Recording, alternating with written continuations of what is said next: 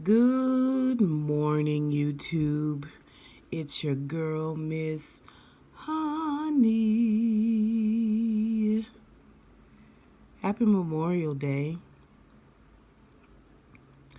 Hope you have some wonderful memories of family members past.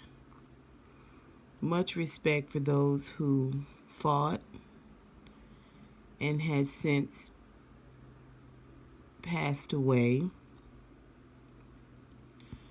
One of our many wars, or as veterans. Yeah. Today is supposed to be a day of remembrance, right? Whatever you're remembering. Those who have passed on, those who have passed away, those who have gone before us, those who have been called on home, right? Also, it's a great day to spend time with your family, eat some great barbecue, volunteer work, whatever it is you're into, hanging out. It's a great day for that. Today we're going to be talking about Sound of a Whisper. It's coming out of 1 Kings 19, verses 11 through 12.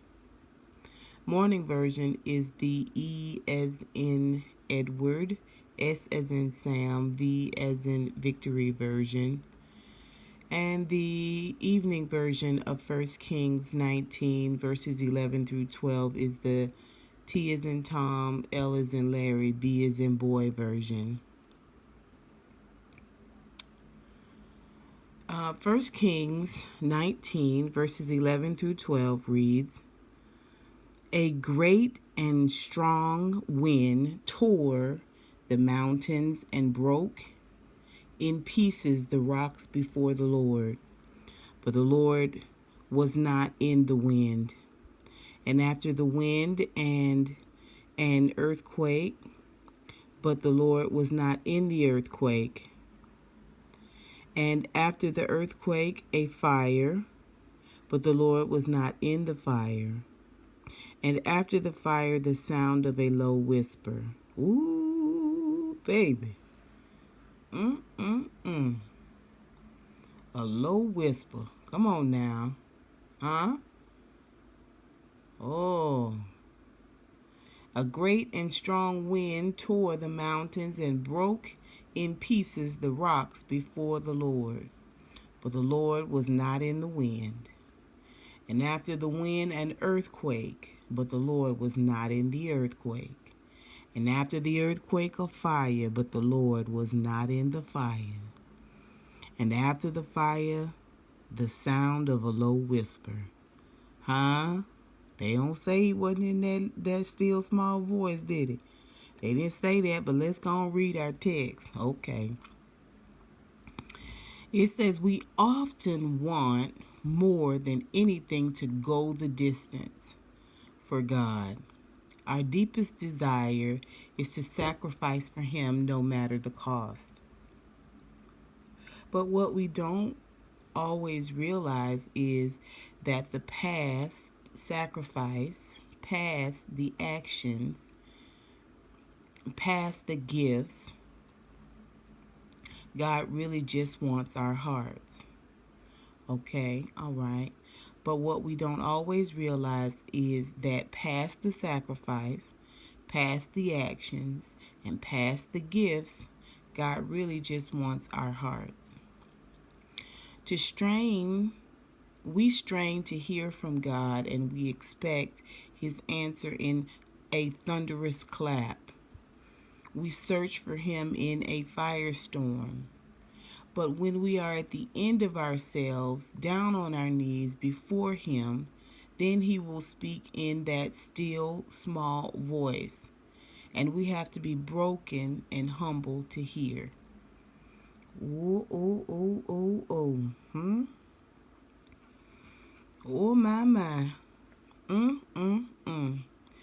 You want Him to come in with a marching band, huh? That's what you expecting, huh? You That's what we looking for. Boom, cha cha cha cha, boom, cha cha cha, boom, cha cha. Hear ye, a word from the Lord. Attention, attention, attention. God is speaking. God is speaking. Attention, everyone. Attention. God is speaking. But First King say he ain't. It was a mighty, mighty strong wind. He was not in the wind. There was an earthquake, shook it all up, all the rocks loose, shifted things, moved things around. But First King say he wasn't in the earthquake. Okay. And then after the earthquake, say there was a burning fire, a mighty burning fire. Scorching all about the land. But he wasn't in the fire. Okay. But after everything had settled, when you're settled, are you there? Okay. When you come to this humble place where you ain't got no more words. All you got, my grandmama used to say, is a moan in your spirit, the sealing of your lips. Okay. Ooh, that's my grandmama. Baby, that's my grandmama. Ooh, when I tell you that lady could moan, her moan was anointed. You hear what I tell you? It's some people that can sing. It's some people that can dance, liturgical dance and that type of thing. But baby, when I tell you a moan will break, up the atmosphere, baby. Yeah.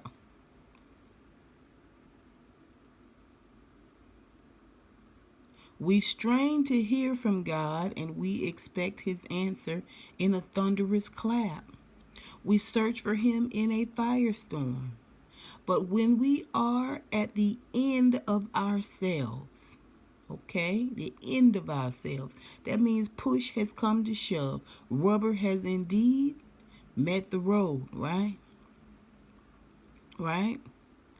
Down on our knees before him, then he will speak in that still small voice. That we have to be broken and humble enough to hear. Okay? Okay. Our prayer for this morning is, God, I face a busy day today without a lot of noise and other things trying to grab my attention. As I quiet my heart before you this day, speak to me and allow me to hear your gentle whisper. Okay, let me read that prayer again just in case I read it wrong. It said, God, I face a busy day today with a lot of noise and other things trying to grab my attention.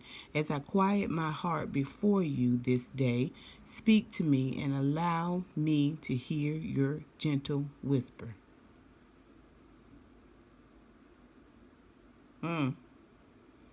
Okay. Let's go on and do our evening version of 1 Kings 19, verses 11 through 12. And it reads, Go out and stand before me on the mountain. Go out and stand before me on the mountain, the Lord told him. And as Elijah stood there, the Lord passed by, and a mighty windstorm hit the mountain. It was such a terrible blast that the rocks were torn loose. But the Lord was not in the wind.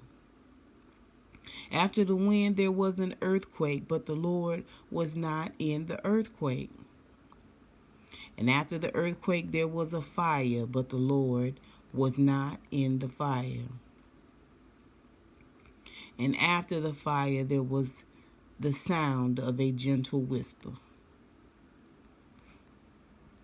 The text says we know the character of God, but we still look for him to act outside of it on a daily basis. Lord, if you don't teach us today, if you don't teach us today, Father, we know the character of God, but we still look for him to act outside of that character on a daily basis.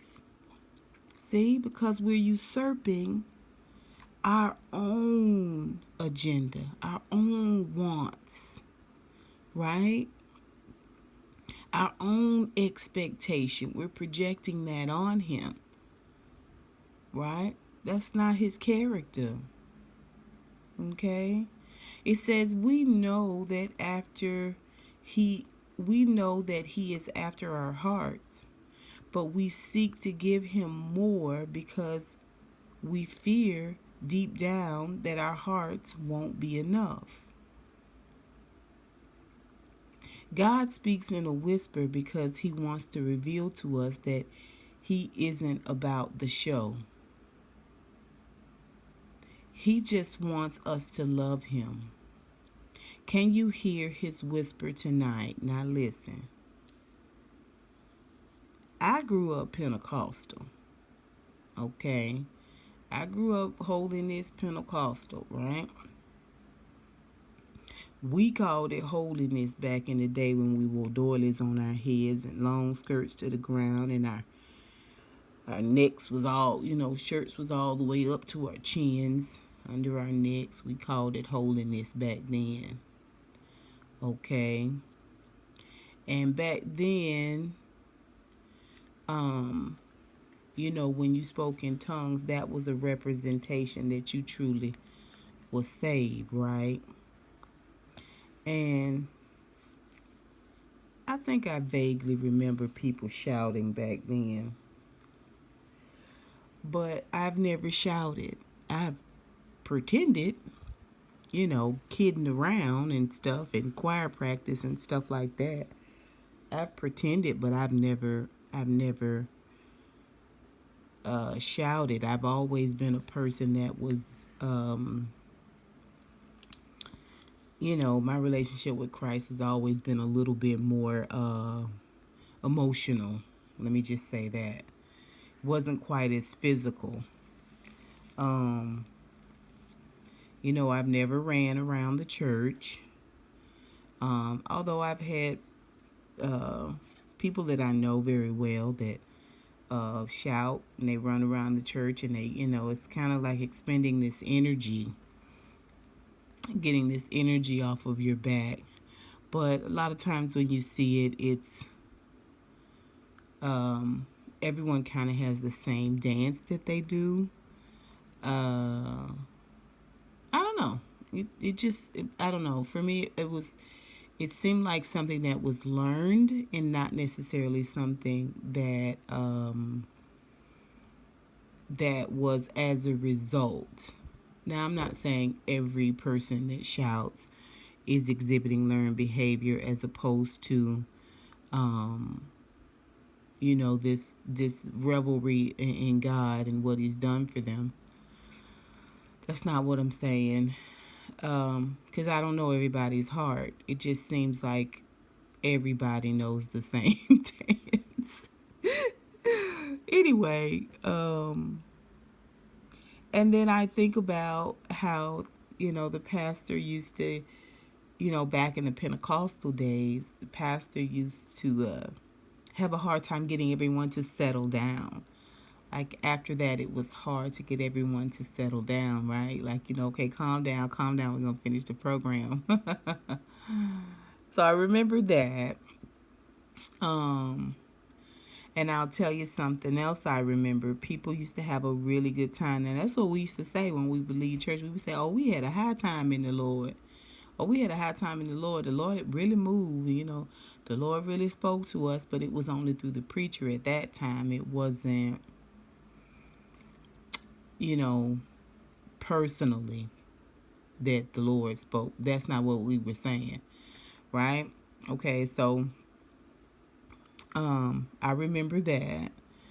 And I do remember very distinctly when there were times where we would worship and everything would get quiet and and it would just be really, really, really soft, kind of white noise music playing in the background, and we would be expecting the pastor to speak, but he wouldn't speak, right away. It was almost like his lips were sealed, and then there would just be this crack almost in the atmosphere where somebody would say, ha, ha, ha, or something like that, right? And you would hear people saying, thank you, Jesus. Thank you, Lord. Thank you, Lord.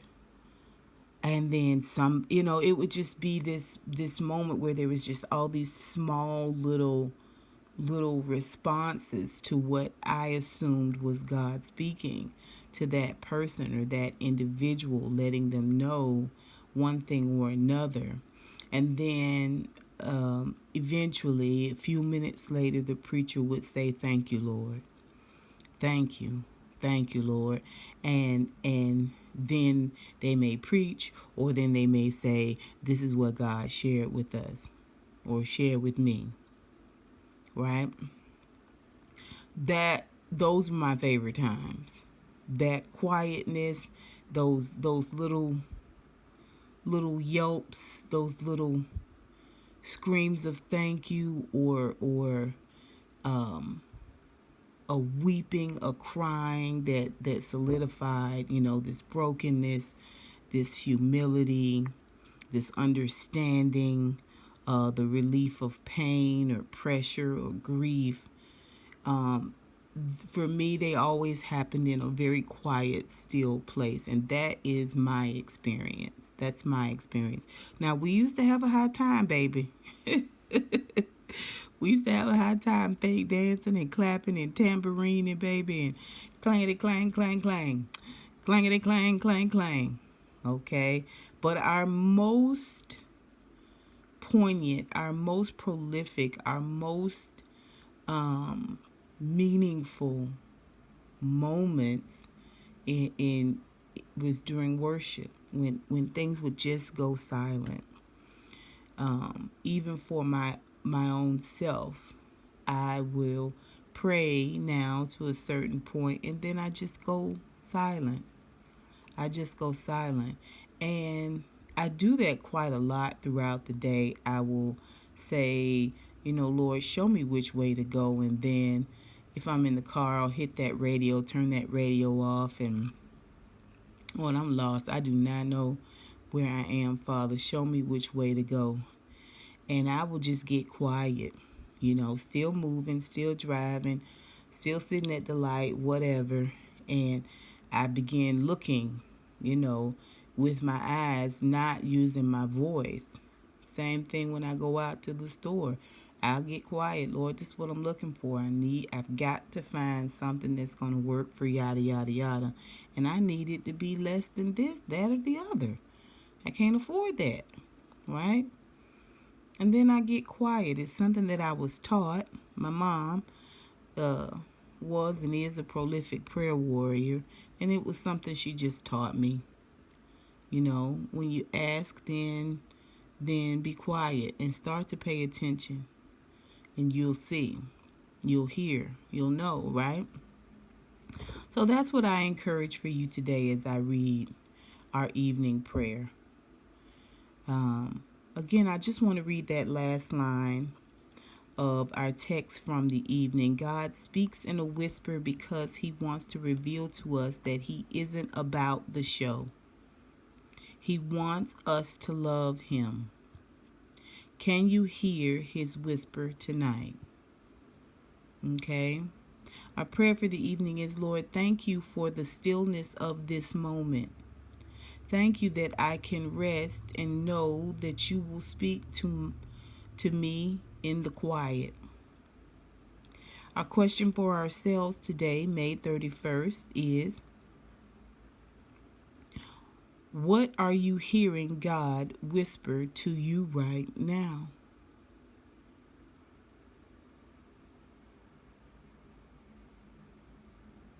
Okay, I'm going to leave you with that question. And I'd like to know if you guys have had moments where you have been very, very clear about what God is saying to you, how He's telling you to move, how He's consoling you, how He's comforting you, how He is showing you love in those still small voice, in that still small voice, in that whisper. If you've had that experience, I'd like to know that you've had that experience down below. I would enjoy hearing that.